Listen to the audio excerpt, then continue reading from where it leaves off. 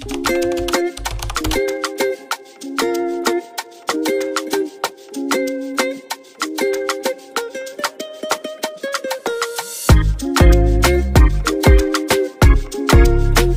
suis partie à Corfou et j'ai détesté.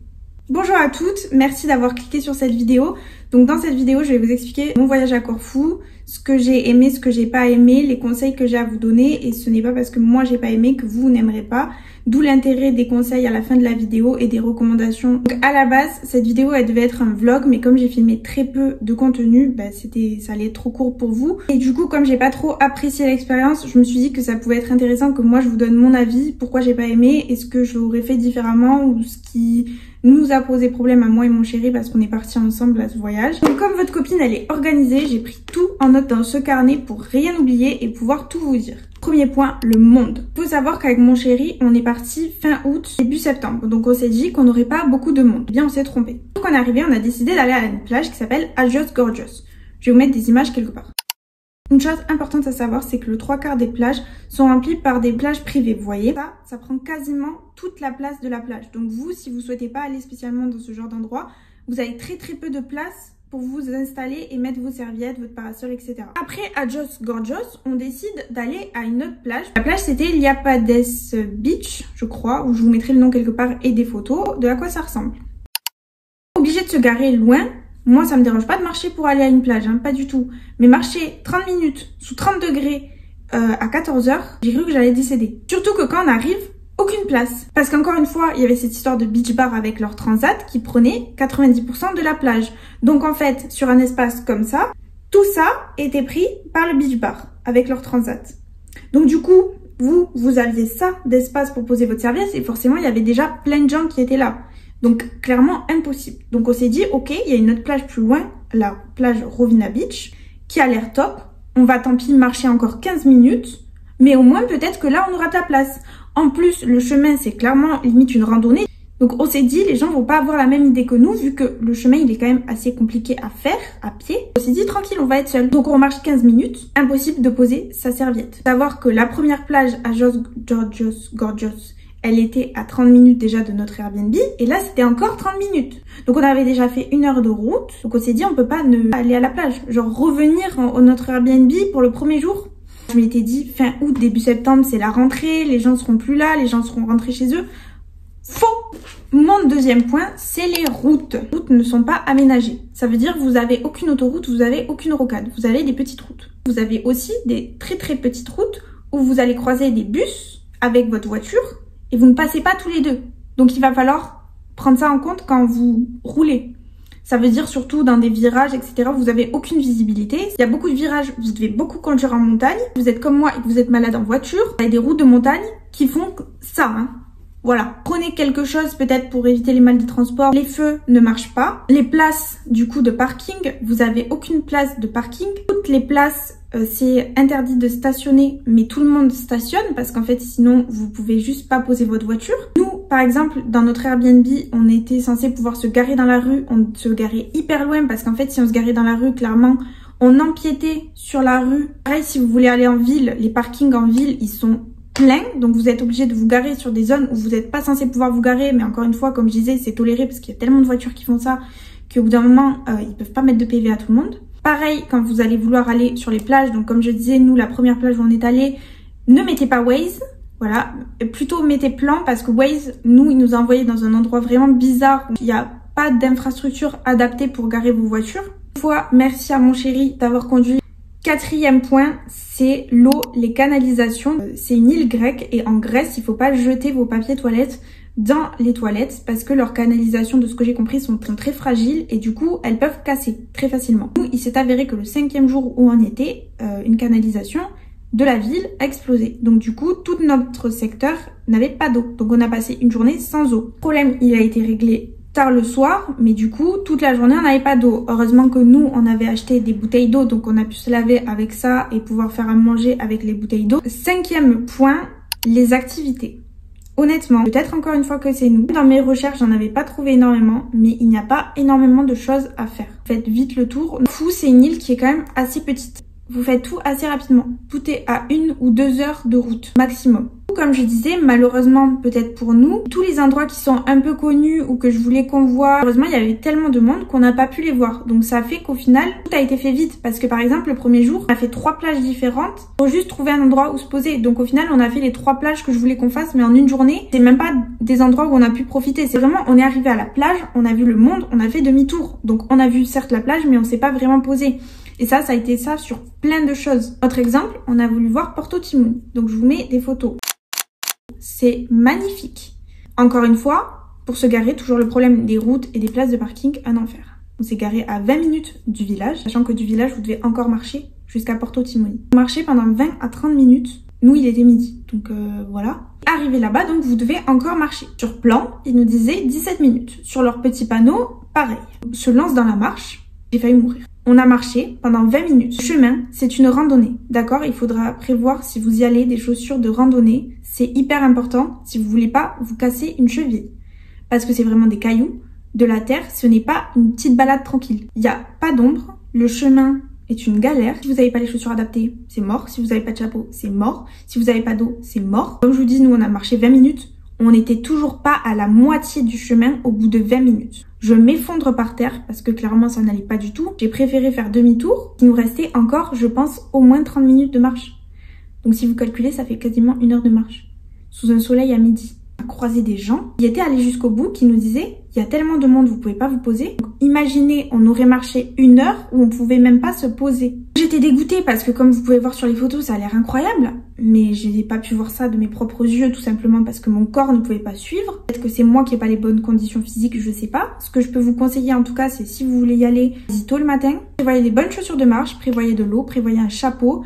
Soyez sûr d'être en bonne condition physique. Moi, je pensais que je l'étais et visiblement pas du tout. Je ne sais pas si ça veut dire qu'il faut que je reprenne la salle ou quoi, mais en tout cas, mon corps n'a pas voulu suivre le mouvement. Donc, autre anecdote sur les activités, on a voulu faire une balade en bateau sur les îles de Paxos et Antipaxos. C'est 65 € par personne, il me semble. J'ai réservé veille pour le lendemain. Sauf qu'en fait, quand je reçois la validation de notre voyage, ils me disent qu'ils n'acceptent pas les billets électroniques. Qu'il faut qu'on imprime les billets. Il était samedi après-midi, toutes les imprimeries étaient fermées. Évidemment, on était dans un Airbnb, on n'avait pas d'imprimante. Donc on a été obligé d'annuler l'excursion puisqu'on n'avait aucun moyen d'imprimer les billets et ils nous auraient refusé. Et si j'annulais pas assez vite, on pouvait pas se faire rembourser. C'était quand même, dans mes souvenirs, 140 €, un truc comme ça, ou 130 €. Donc c'est quand même une somme. Donc on a préféré se faire rembourser et on n'a pas pu faire les excursions. Si vous voulez faire une excursion, réservez-la avant de partir dans votre voyage.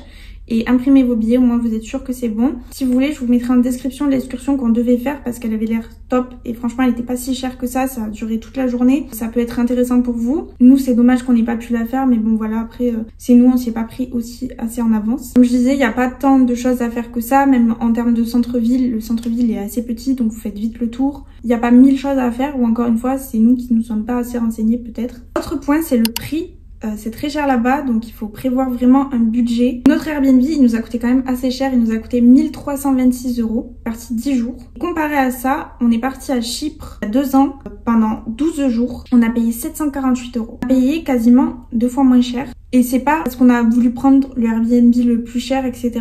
C'est vraiment, si vous regardez sur Airbnb, tout est cher. Il n'y a pas que le Airbnb qui est cher. Nous, on a voulu faire des courses. C'est revenu très cher pour ce qu'on a acheté, quoi. Même les souvenirs, on a voulu acheter des souvenirs. Bon là, vous me direz, c'est un peu partout pareil, mais voilà, il y avait des bagues, c'était pas de l'acier inoxydable, c'était pas de plaqué, c'était rien du tout. C'était à 40 €, enfin non. Pareil, des robes à 50 €, robes de plage, enfin non, c'est pas possible. J'ai oublié de parler des régimes alimentaires. Si vous avez des régimes alimentaires spéciaux, par exemple que vous êtes vegan, végétarien, que vous mangez cachère ou halal, c'est très difficile de trouver de la nourriture. Par exemple, c'est très difficile de trouver des options végétariennes ou des options véganes même. C'est important à savoir, si vous avez des régimes alimentaires spéciaux, c'est très dur de trouver à manger.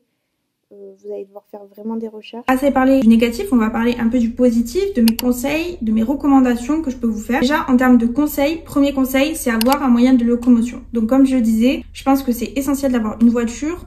Ou alors vous avez beaucoup de scooters parce que déjà vous êtes libre, vous pouvez faire ce que vous voulez à n'importe quel moment. Je vous dis, beaucoup de choses sont éloignées. Il faut savoir qu'il y a quand même entre 30 voire 1 heure de route pour aller dans ces endroits-là. Donc vous avez des moyens de transport en commun, des bus. Après je sais pas du tout comment ça marche, on l'a pas du tout pris. Mais je vous conseille quand même de louer une voiture. Nous on a loué chez Sixt, on l'avait réservé en avance. C'est quand même un budget parce que ça nous a coûté quand même presque 600 € pour 10 jours. C'est une responsabilité aussi, vous devez faire attention à la voiture. Comme je vous disais, les routes elles sont pas hyper top, donc c'est à vous d'avoir la responsabilité de votre voiture et de faire attention sur la route. Deuxième conseil, c'est de partir du coup hors saison, parce que comme je disais, nous on a eu beaucoup de monde et ça a gâché quand même pas mal notre expérience là-bas. Donc je pense que vous auriez une meilleure expérience si vous partez par exemple en mai ou peut-être en juin. Et si vous pouvez pas, prenez en compte que vous allez avoir du monde et que si vous voulez faire des activités, faites-les tôt, partez très tôt à la plage le matin. Mon troisième conseil, ça va être de s'équiper contre la chaleur parce que là-bas, le soleil, c'est pas des lol. Il tape très très fort, les indices UV sont très forts. Si vous craignez un peu la chaleur, vous allez faire beaucoup d'insolation et vous déshydratez très très vite.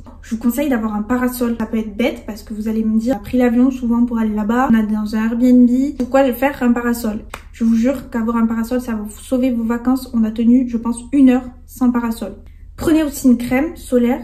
Achetez-la sur place ou prenez-la dans votre valise si vous pouvez. Mais vraiment, c'est hyper important parce que je vous ai dit, les indices UV, là-bas, ils sont à 9. Prenez un chapeau pour éviter du coup les insolations. Et enfin, prévoyez des chaussures d'eau. Je ne retrouve pas les miennes, donc je vous mets des photos quelque part. Vous en avez à Decathlon, vous en avez un peu partout. Même si vous allez là-bas, vous pouvez en acheter sur place, il y en a partout. Parce que les plages, c'est beaucoup des plages de cailloux.